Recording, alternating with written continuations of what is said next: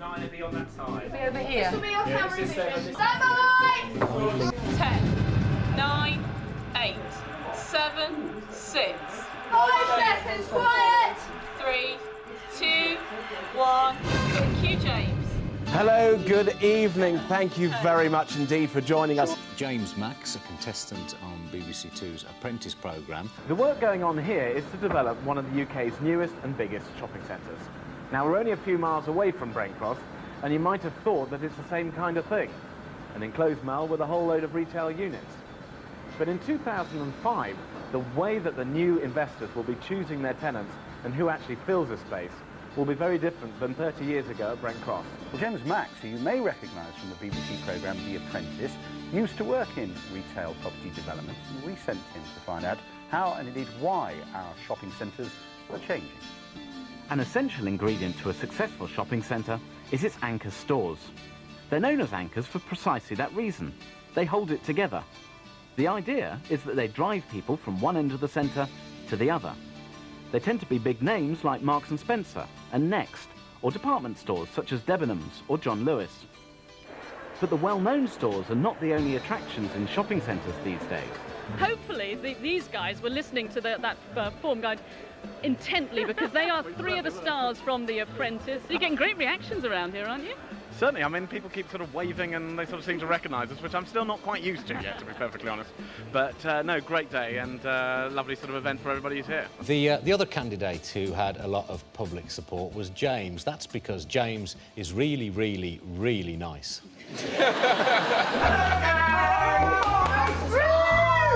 My name's James Max. I'm Oliver Rothschild. Very excited. Oh my word. Fabulous. I am loving that.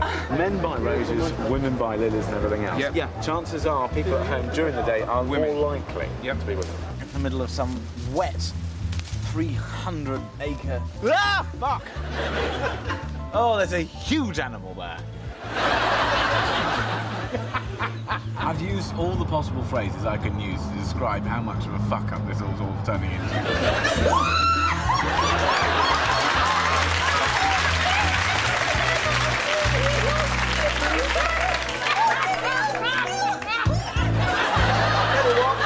How about if I try one of the jackets on myself? Because I tell you what, these are brilliant.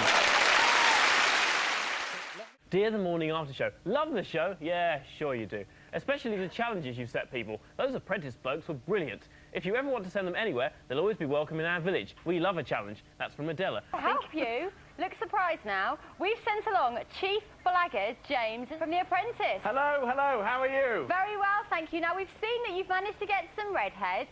You've got a lollipop man. Yes, we have. You had a sailor. Show me, what else have you managed to acquire? Well, here's one of the things we've got. We've got Sharon here, lesbian, and look what's arriving now. We've got a tractor. We've got more things in the garden. So come Show on me through what else now. you've got. Oh, wow. The whole village has turned out to support us. We've got fantastic. Everything's going. Everybody here? True Sleeper and bonus pillows. bed and bonus pillows. Push my fingers down there. It's coming back to its original shape here. Of course it's coming back to its original shape. It's a lump of bloody foam, that's why. A lump of bloody foam for £154. I'll tell you what, son, you sell any of them, you're a bloody good salesman, that's all I can say. We've just sold out of the double sleeper mattresses, so if you're thinking of calling for one of these items, they sell out fast. This is delicious. Put your finger in it. This is so solid. I'm going to stick my finger in it. Put it in your mouth. Well done. I'll tell you what, well done. that is delicious. We've got a lot of people interested in this, so give us James, a call. I'm going to give you some key points here, and I want you to repeat them after me. Is a quartz halogen spotlight. And it's completely versatile, It's high quality and maintenance-free product. Hello, welcome back. Now, we're just going to run through our list very quickly here. We have got 4 people dressed as the village people. We do have something commemorating the Queen's Silver Jubilee. We've got a vicar and a lollipop lady. Well done. We've got a fox hunter and anti-saboteurs. Wave your things around. Thank you very much. We've got a homemade pie somewhere. We've got 3 toenail clippings. We've got a huge dog. And we've got a national celebrity holding it, Dave the Goose. Where's the lesbian? You were on the tractor earlier. Hello, lesbian. Brilliant. And we've got the oldest and the youngest person in the village. Excellent. Where are you? You're there. And, James. oh, someone with a hobby. And you walk on your hands. Don't you? Come along. Walk on your hands. Let's have a Right look now. at that. Fantastic. That's a lovely hobby to have. Round of applause. So we have completed James. the car. So first of all, this is a trading game with a twist. The two more challenging characters will be Matthew and Paul. Matthew is very left field in his ideas and views, and sometimes that can derail the team.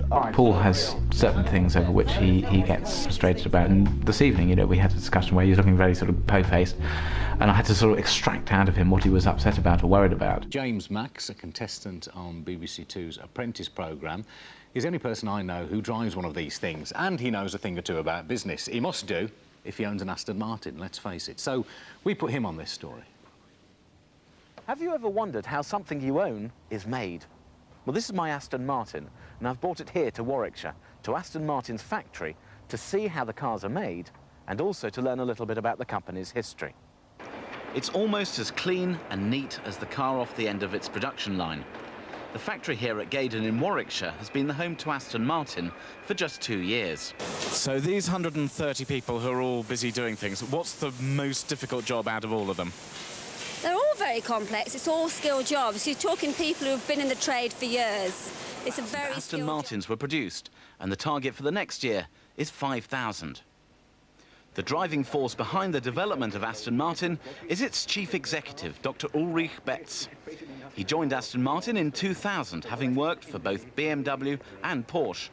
And he has strong opinions on balancing exclusivity with expansion. This is a company thinking and moving forward, and like its car, at some speed. James Max reporting. You can find details of some of the items. It was much tougher than I expected, to be honest. There's so much going on, so much you've got to remember. I loved it. Give me the item number next, please.